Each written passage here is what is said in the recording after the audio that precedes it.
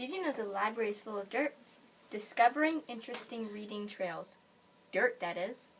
This week's Digging Deeper theme is about another group of unsung heroes. Our country is full of people who go about their jobs day after day doing things for us that we take for granted, such as, do you like to eat cake?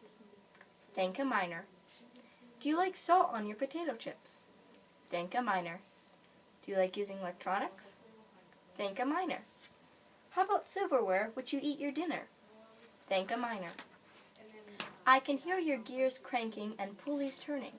What do miners have to do with my potato chips and video games? Yep, you know it. Let's get the dirt. Miners are people who mine. Actually, we have been miners this summer as we got the dirt on numerous topics as we are digging deeper when discovering interesting reading trails. Phew, that was a mouthful.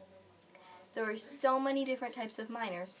Coal miners, salt miners, baking soda miners, gold miners, copper miners, iron ore miners, silver miners, and so many more.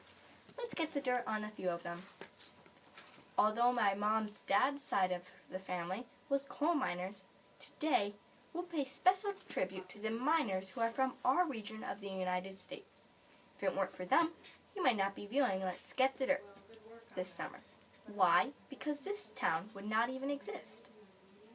Taconite is the worthless refuse from the more valuable substance called iron ore, the substance that is unfamiliar to most people. Let's get the dirt. But before we do, let's find out about taconite's more famous relative, iron ore. Now, the only source we know of at this point of the pure element of iron comes from meteors. Iron ore is the proper name of the material from which you extract iron. Iron ore is anything which is useful as a source of iron. Let's read a comic-type book about the discovery of iron ore in northern Minnesota. This booklet was given to us by a historical reenactor who came to our library. A historical reenactor is someone who dresses as a historical figure and tells their slice of history as though they are the historical figure themselves. The reenactor who came to our library portrayed Collier Adams. Let's read. True Tales of Discovery, Collier Adams and Una. This booklet is published by the Minnesota Discovery Center in Chisholm, Minnesota. Before we do, did you know many libraries offer programs such as historical reenactors and are free? In fact, there's one of the many things that are great about the library. Economic status is not an issue when it comes to taking advantage of all the opportunities your library has to offer. Library funding is based on taxes you are already paying.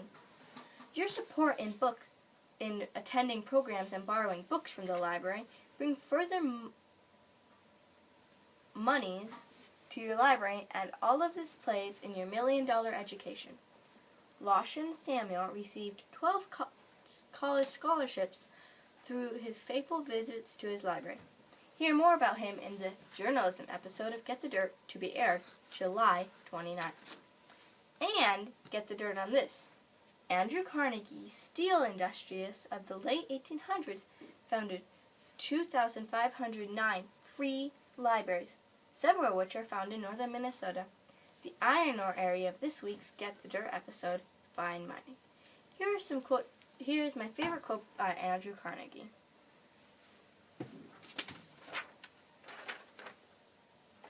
Showing his thoughts about libraries.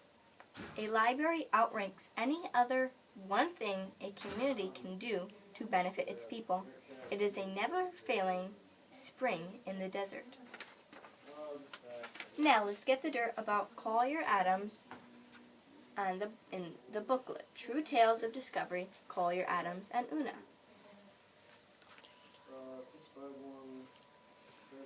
Here are some pictures of this is a book, shows some pictures of Carnegie libraries that Andrew Carnegie started, if you remember him from quotes.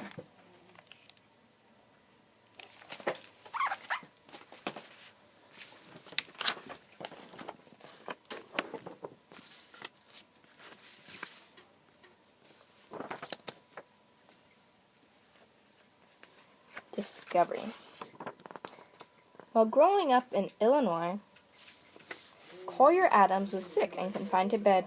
He spent many hours there, reading about adventures in the wild. As he got older, he grew stronger, and so did his hunger for adventure. At age 18, he decided to go to northern Minnesota.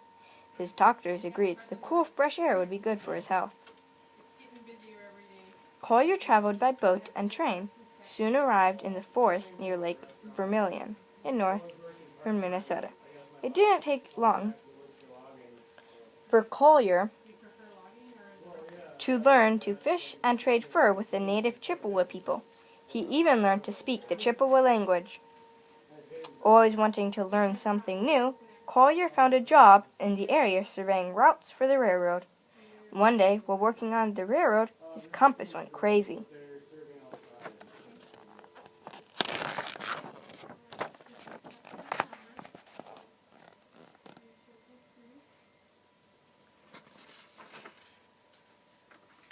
He found out that it was actually from the iron on the train tracks that made the compass go crazy. Collier worked hard on the railroad, saved his money, and decided to buy a farm in North Dakota. With hard work, his farm became very successful, and yet something was missing. Collier began thinking of his past adventures. He sold his farm and returned to Minnesota and his greatest discovery yet, love. Collier and his wife, Virginia, were married and made a home near Deerwood, Minnesota. They soon had a family, including a St. Bernard puppy they called Una.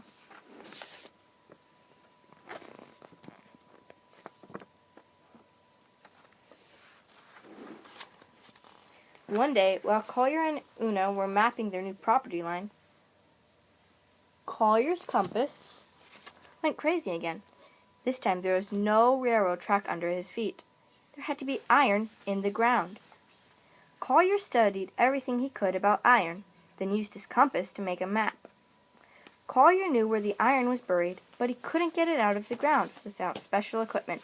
He told some businessmen what he found, and asked them for their help to buy the equipment he would need to mine the iron ore.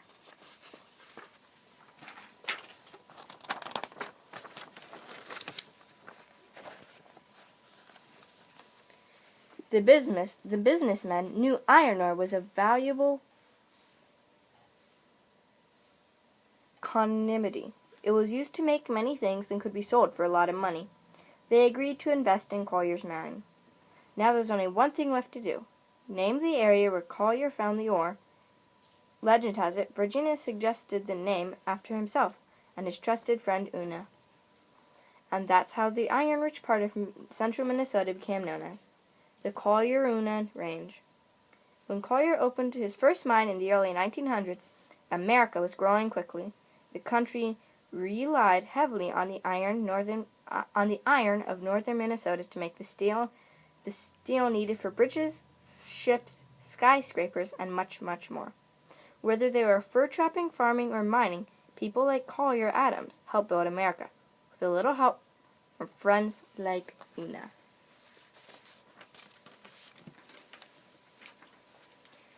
So how is iron extracted from iron ore? Let's get the dirt. I'm going to read excerpts from 2 different books to get the dirt. Our first book is part of the series Start to Finish. From Iron to Kara by Shannon Zemlicka is found in the 6 to 9 section of the library. Let's go to the table of contents, which is found in the front of the book, and find out just the sections of the book that talk about how we mine iron ore.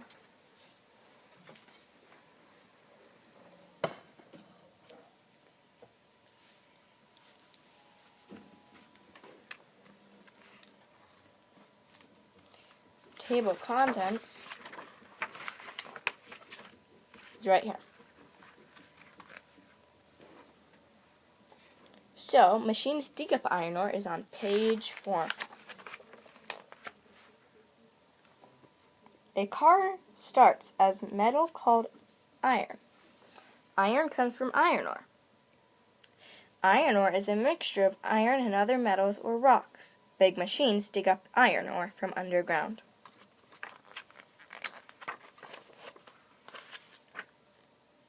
iron ore is heated.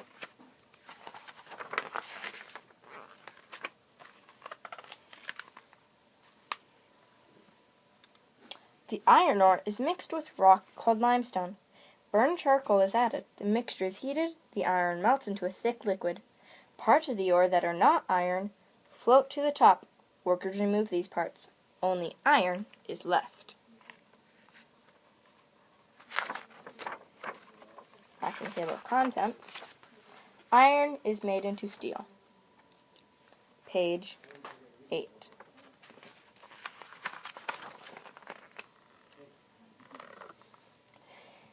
Pieces of the steel are added to the iron. Steel is a kind of metal that is stronger than iron. The iron and steel are melted together to make liquid steel.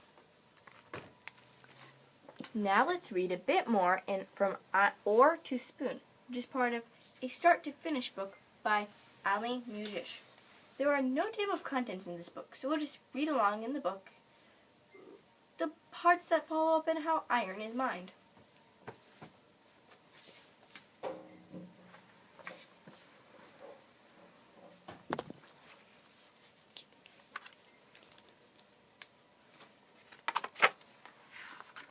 From Ore to Spoon.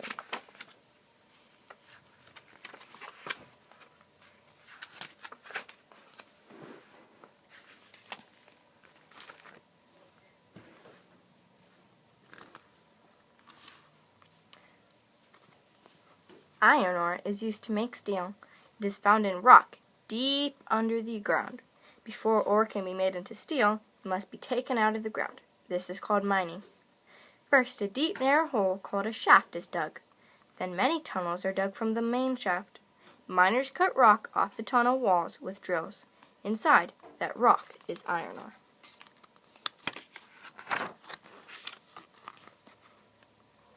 The rock is put into small carts. When a cart is full, it is taken up to the main shaft and pulled out to the surface with a hoist. The rock is then loaded into railroad cars. The railroad cars will take it to a factory called a steel mill, where it will be made into steel.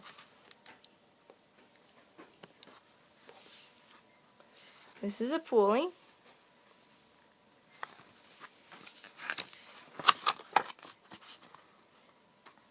At the steel mill, machines take the ore out of the rock, then the ore is poured into a huge oven called a blast furnace.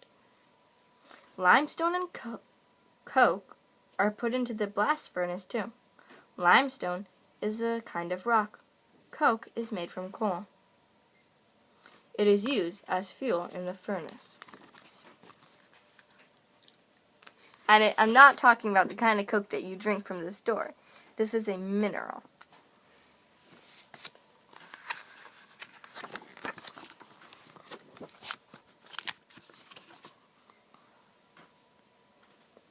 At first, the furnace is heated with a wood fire. Then hot air is blasted into the furnace, and the coke inside begins to burn. Soon the materials in the furnace melt together. They form a liquid called molten iron. The molten is drained from the furnace into buckets.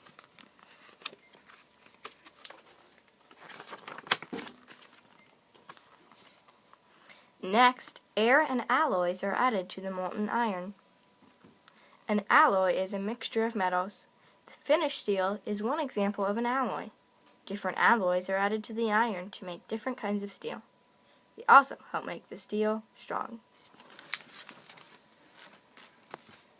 Now let's fast forward where taconite comes into our lives. You see, in the midst of World War II, America faced a shortage of good iron ore. However, in the refuse of the mined iron ore, there was a low-grade iron substance called taconite. How to extract that taconite was a problem.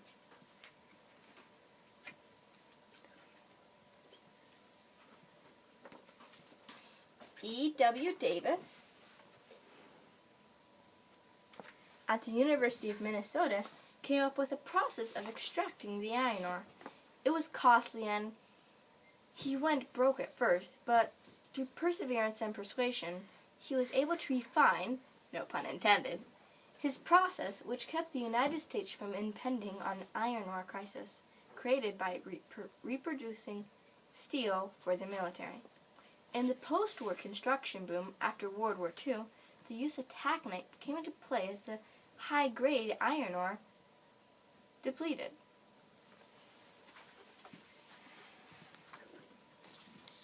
This book, Minnesota Goes to War, talks about the history of Minnesota throughout World War II and what the fate and like iron ore and taconite went to play in that and how finding them up here helped the war. This in the series From the Earth: How Resources Are Made, there's a book written by Caroline Kennan called How Iron Ore Forms. It is found in the 553 section of the library. This time we'll use the index to find the sections about which we are getting the dirt.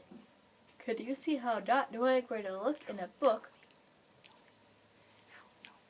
how knowing where to look in a book, you are more quickly able to get the information you need? Thankfully, this book has an index.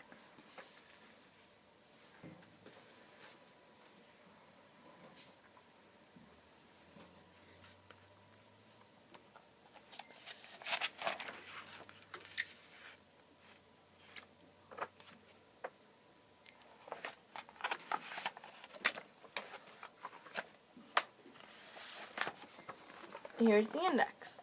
The index tells us to find information on taconite on page 24, 26, 27. See, taconite would be under T. Right here, 24, 26, 27.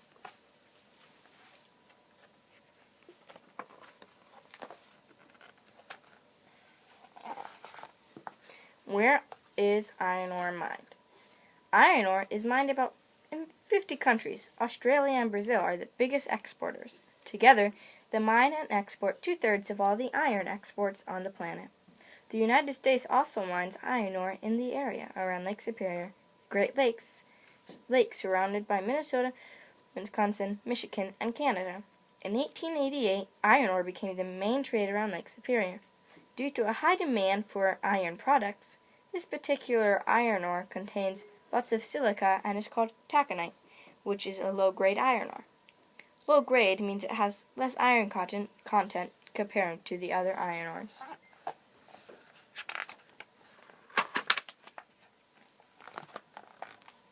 Taconite is a very hard rock and has to be blasted into small pieces using explosives.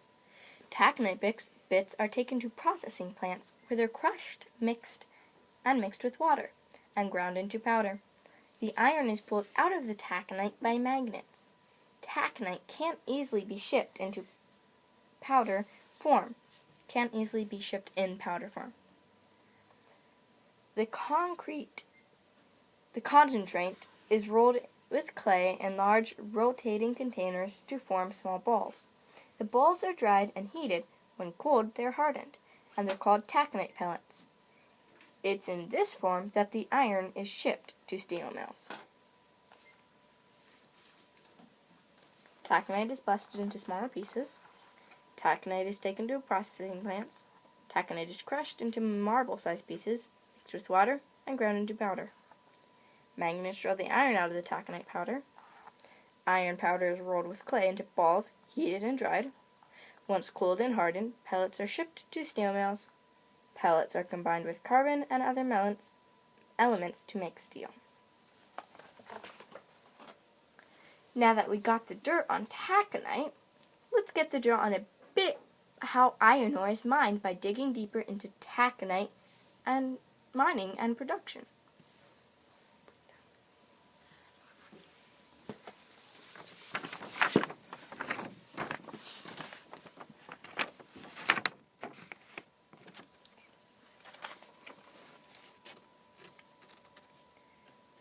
Blasting.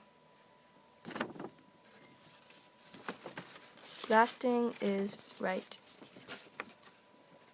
Taconite is a very hard rock. Using explosives, the taconite is blasted into small pieces. Transportation.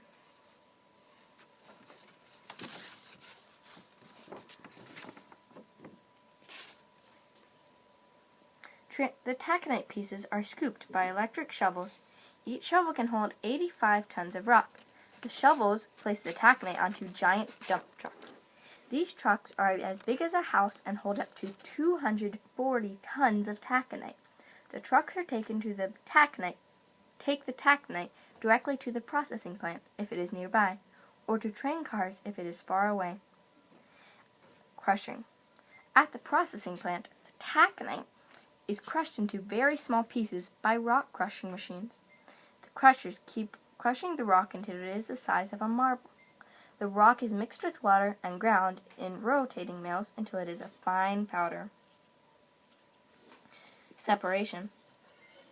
The iron ore is separated from the taconite using magnetism. The remaining rock is waste material and is dumped into tailing basins. The taconite powder with the iron is called concentrate. The concentrate, wet taconite powder, is rolled with clay inside large rotating cylinders.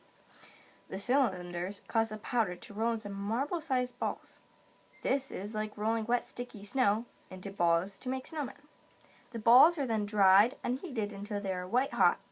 Balls become hard as they cool. The finished product is taconite pellets. Steel. The taconite pellets are loaded onto ships along Minnesota's North Shore. These ships sail on the Great Lakes to Gary, Indiana, Cleveland, Ohio, and other steel-making towns. The taconite pellets are brought to the steel mills to be melted down into steel.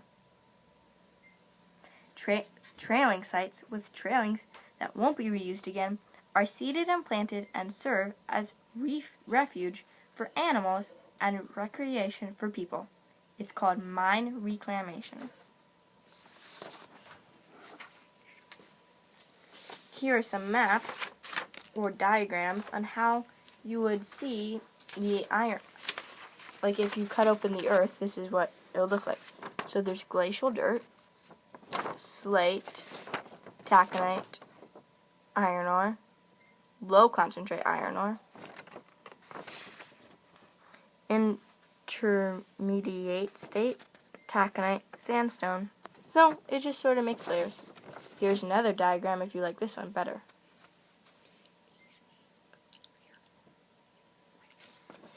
Iron ore is easy because iron ore is right next to the top.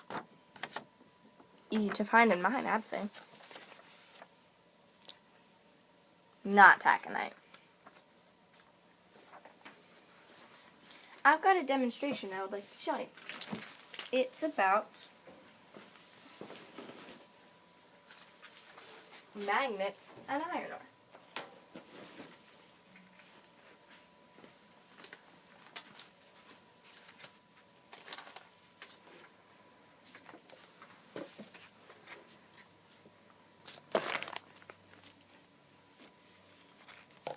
So you see I have a magnet here? Iron ore is magnetic. It just attaches onto the magnet. This is a taconite pellet. Unfortunately, it's broken. Here is a whole one.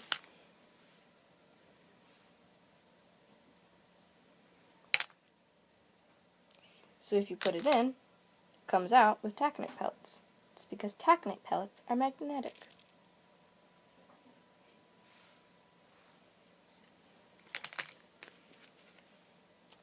See this compass. Do you remember in the story, this first story we read, about the man who figured out where taconite was by using his compass? I'll show you why. See, I have a compass here. You can see the green arrow, that's north. And if I put the magnet here, it will change where north is. Not change where north actually is, but it will change where the compass tells north is, which is why compasses are hard to use up here in northern Minnesota, because it just changes the needle, so you can never really tell. Taconite pellets do the same thing. Not the pellets necessarily, but the powder that taconite is ground into. You see, we have the blastings that we remember reading about, and then it is ground into a powder. And then it is the pellets. The powder can also mess with compasses.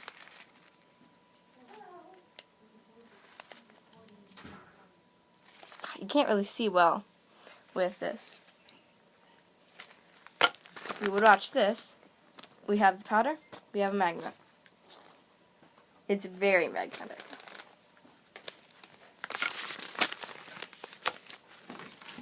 Now that we know how iron ore and taconite are extracted and refined, let's get the dirt on what happens next from next. So we can finish from ore to spoon and from iron to car.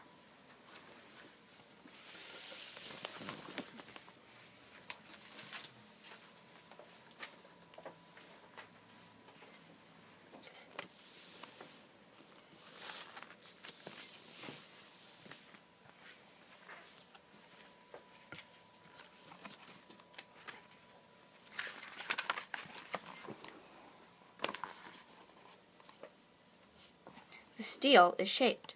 The liquid steel is poured into a machine that shapes it. Cold water cools the steel.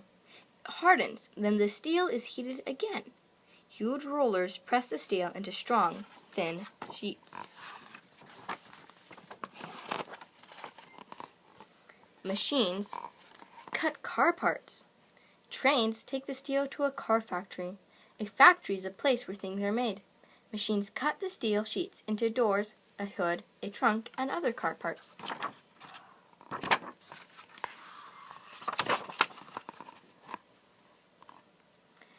Machines use heat to melt the edges of the parts together.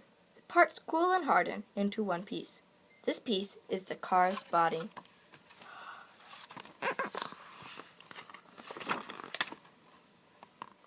Machines cover the body with a paint. Paint protects the body and makes it look shiny. This body has been painted red.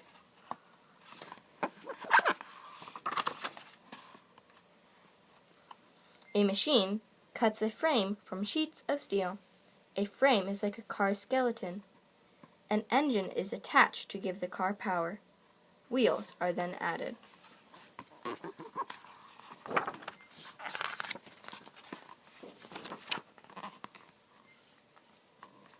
Machines help put the body and frame together.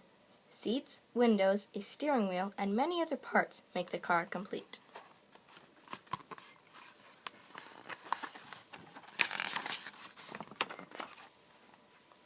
New cars are ready for the road.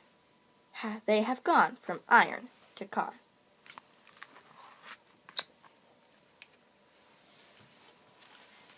And in this book, from ore to spoon.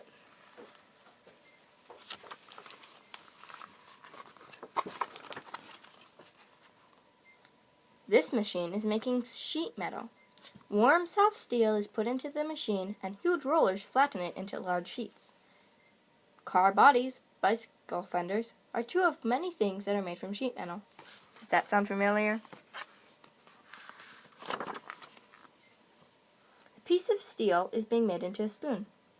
The steel is put into a press and forced into the mold of a spoon. The rough edges are then cut off and the spoon is polished.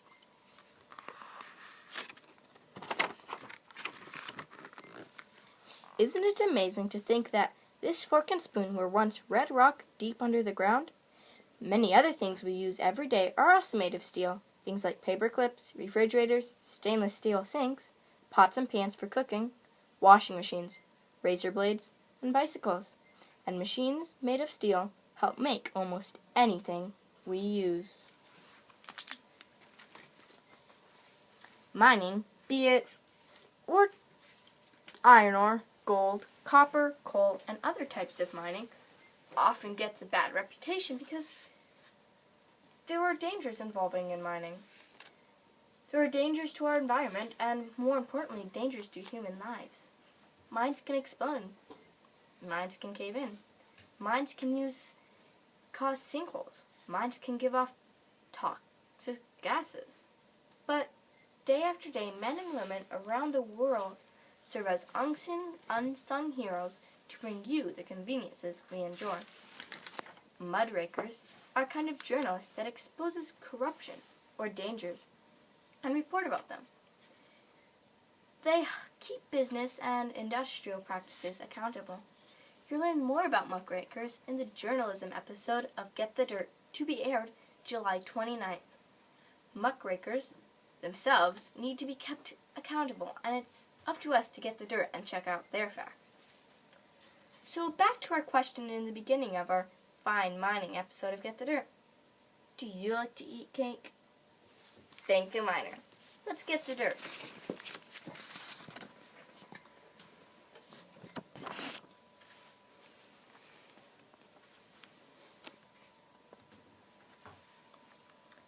Trona is mined underground.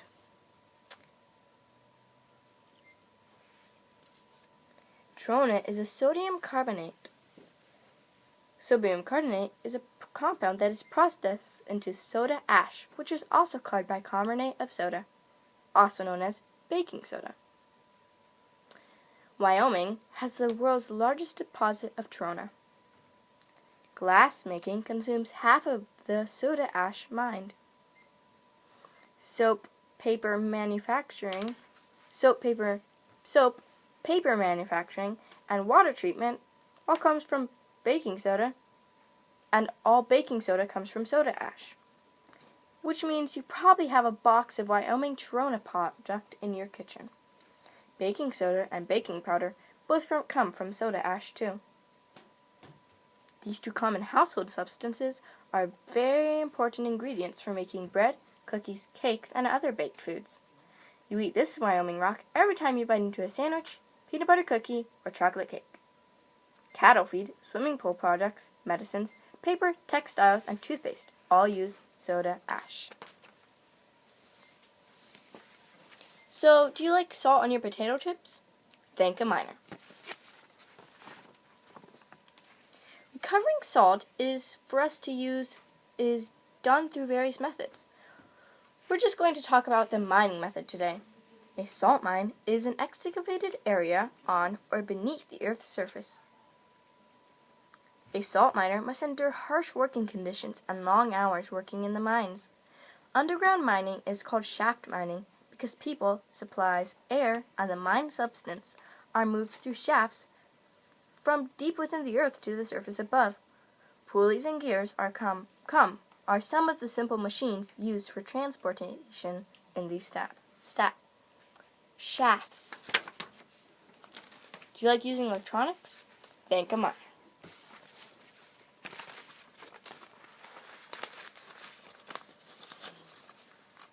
Coltan is a metallic ore composed of niobium and tantalum. Computers, cell phones, video game consoles, GPS, video cameras, and other microelectrical circuits coltan is used to help make them.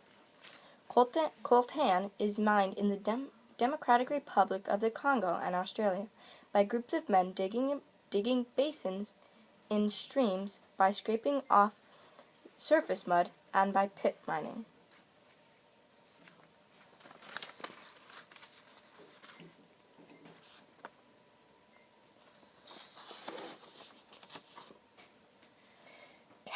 Cassiterite is the primary mineral ore for tin and is mined in the Democratic Republic of the Congo, Bolivia, Malaysia, Indonesia, Nigeria, Myanmar, Thailand, and parts of China.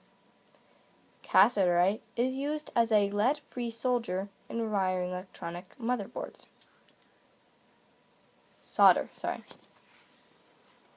Cassiterite is mined through underground mining and bucket line dredging.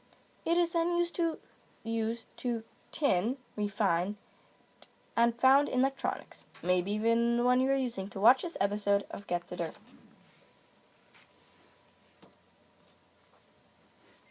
Gold has many practical uses in electronics. It has a high malleability, ductility, and resistance to corrosion, and most other chemical reactions. Gold also is used to use electric wiring. Gold is extracted by hard rock mining, placer mining, open pit, and underground mining. How about the silverware with which you eat your dinner? Thank a miner. We read about that in One and From Ore to Spoon. And what about my coal mining heritage? The Industrial Revolution was built on the backs of those early coal miners. We wouldn't be here today if it weren't for them. The coal they mined fired our factories and industries. The most significant uses of coal today are in electricity generation, steel production, cement manufacturing, and as liquid fuel. Fine mining. Unsung heroes doing dangerous work to provide us with comforts we take for granted every day. Thanks, miners. See you next time on Get the Dirt.